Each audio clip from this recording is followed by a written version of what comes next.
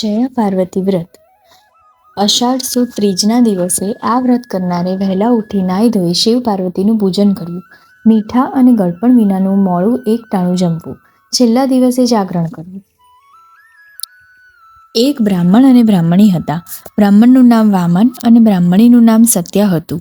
બંને જણા પ્રભુપરાયણ અને નીતિમાન હતા. તેમને આંગણેથી હજુ સુધી કોઈ ભૂખ્યું પાછું ગયું ન હતું. અખૂટ ધન સંપત્તિ હોવા છતાં તેમનામાં અભિમાનનો છાંટો પણ નહોતો. તેમને બીજી બધી જાતનું સુખ હતું, પરંતુ સંતાનની ખોટ હતી. સંતાન વિહોણું ઘર સ્મશાન જેવું લાગતું હતું, એટલે બંને ઊંડી ચિંતામાં રહેતા. એક દિવસ ફરતા ફરતા નારદજી ત્યાં આવી ચડ્યા. બ્રાહ્મણે તેમનો ભાવપૂર્વક આદર સત્કાર કર્યો. બ્રાહ્મણીએ ફળ ફળાદી આગળ ધર્યા.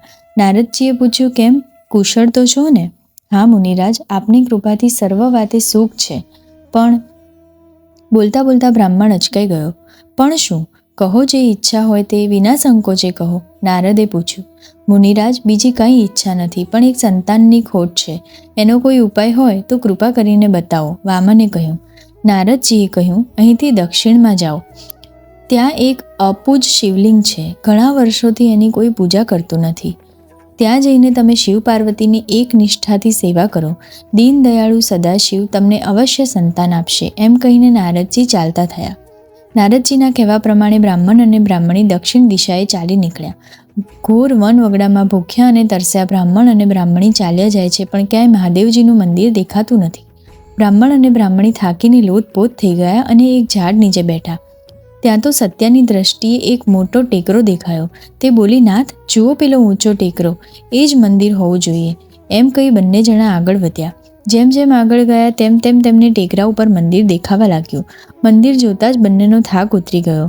તેઓ ટેકરા ભણી ઝડપથી ચાલવા માંડ્યા. ત્યાં એક ભવ્ય શિવ મંદિર હતું. બંનેના હૃદયમાં હરખ માતો નથી. તેમણે તો મંદિરમાં પડેલા પાંદડા, ઘાસ, ઝાખરા, ધૂળ વાળી જોડી સ્વચ્છ કર્યું. સત્યા પાસેની નદીમાંથી પાણી ભરી લાવી અને શિવ પાર્વતીને સ્નાન કરાવ્યું. વામને પ્રદક્ષિણા કરી બીલીપત્રો ચડાવ્યા. તે પછી બ્રાહ્મણ અને બ્રાહ્મણી નિયમિત મહાદેવ પાર્વતીની સેવા કરવા લાગ્યા. બીલીના ઝાડ પાસે જ હતા, એટલે બ્રાહ્મણી હંમેશા બીલીપત્રો તોડી લાવતી, પણ ફૂલ માટે બ્રાહ્મણને દૂર જવું પડતું. આ પ્રમાણે 5 વર્ષ વીતી ગયા, છતાં ભગવાન પ્રસન્ન ન થયા. આજે બ્રાહ્મણ ક્યારનોય વનમાં ફૂલ લેવા ગયો હતો, પણ હજી સુધી પાછો આવ્યો ન હતો. પતિને ઘણું જ મોડું થયું હોવાથી સત્યનો જીવ આકુળ વ્યાકુળ થતો હતો. તેના મનમાં અનેક પ્રકારની શંકાઓ થતી હતી. સત્યા વાટ જોઈ થાકી. છેવટે તે પોતાના પતિને શોધવા નીકળી. વન બિહામણું હતું. ઠેર ઠેર વાઘ, સિંહ અને રીંછોના ભયંકર ઘૂઘવાટા સંભળાતા હતા. બ્રાહ્મણી ગભરાતી ગભરાતી શિવ પાર્વતીનું રટણ કરતી ચાલતી હતી. અચાનક તેની દ્રષ્ટિ એક ઝાડ નીચે ગઈ. તે જુએ છે તો ત્યાં પોતાનો પતિ બેભાન દશામાં પડેલો. પગના અંગૂઠેથી લોહી નીકળે. એટલામાં તેણે એક કાળો નાગ ફૂંફાડા મારતો જતો જોયો. બ્રાહ્મણી તો અચાનક ચીસ નાખી ધરતી પર ઢળી પડી. થોડી વારે તેને મૂર્છા આવી. ત્યાં તો તેણે માથે વેણી બાંધેલી, કપાળે આડ્ય કરેલી અને 16 શણગારે સજેલા માતા પાર્વતીને જોયા. જોતાં જ તે નમી પડી. આશીર્વાદ આપતા પાર્વતીજી બોલ્યા, હે બ્રાહ્મણી, તું ચિંતા ન કરીશ. એમ કહી તેમણે વામનના શરીરે પોતાના અમૃત સમાન હાથ ફેરવ્યો. બ્રાહ્મણ તો આળસ મરડીને ઊભો થયો. બ્રાહ્મણ અને બ્રાહ્મણી માતાજીના ચરણે નમી પડ્યા. પાર્વતીજી બોલ્યા, તમારી અનન્ય ભક્તિ અને શ્રદ્ધાથી હું પ્રસન્ન થઈ છું. જે જોઈએ તે વરદાન માંગો.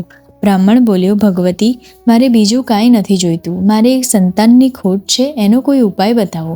પાર્વતીજી બોલ્યા, તમે જયા પાર્વતીનું વ્રત કરો તો તમને સંતાન થશે. સત્યાએ પૂછ્યું, માતાજી, એ વ્રત શી રીતે થાય? પાર્વતીજી બોલ્યા, આ વ્રત અષાઢની અજવાળી તેરસે લેવું અને અંધારી ત્રીજે પૂરું કરવું. વ્રત કરનારે આ 5 દિવસ ગોળ અને મીઠા વિનાનું મોડું એક ટાણું જમવું. પહેલાં 5 વર્ષ માત્ર જુવાર ખાઈને, બીજા 5 વર્ષ મીઠા વિનાનું ખાઈને, ત્રીજા 5 વર્ષ ચોખા ખાઈને અને ચોથા 5 વર્ષ મગ ખાઈને વ્રત કરવું. છેલ્લા દિવસે જાગરણ કરવું. જ્યારે 20 વર્ષ પૂરા થાય ત્યારે વ્રતનું ઉજવણું કરવું. ઉજવણું કરતી વેળા સૌભાગ્યવતી સ્ત્રીને પતિ સહિત પોતાને ત્યાં નોતરી ભાવપૂર્વક જમાડવા. કંકુ, કાજળ ઇત્યાદિ સૌભાગ્ય દ્રવ્યો દાનમાં આપવા. આ પ્રમાણે વ્રત કરનારે સૌભાગ્ય પ્રાપ્ત થાય છે. પતિનો વિયોગ તેને કદાપી ભોગવવો પડતો નથી. સંતાનની પ્રાપ્તિ થાય છે અને અખંડ સુખ મળે છે. આમ કહી પાર્વતીજી અંતર્ધ્યાન થયા. બ્રાહ્મણ અને બ્રાહ્મણી રાજી થતાં ઘરે ગયા. બીજે વર્ષે બ્રાહ્મણીએ જયા પાર્વતીનું વ્રત આરંભ્યું. થોડા સમયમાં તેને દેવ જેવો દીકરો અવતર્યો. એમને જયા પાર્વતીનું વ્રત ફળ્યું.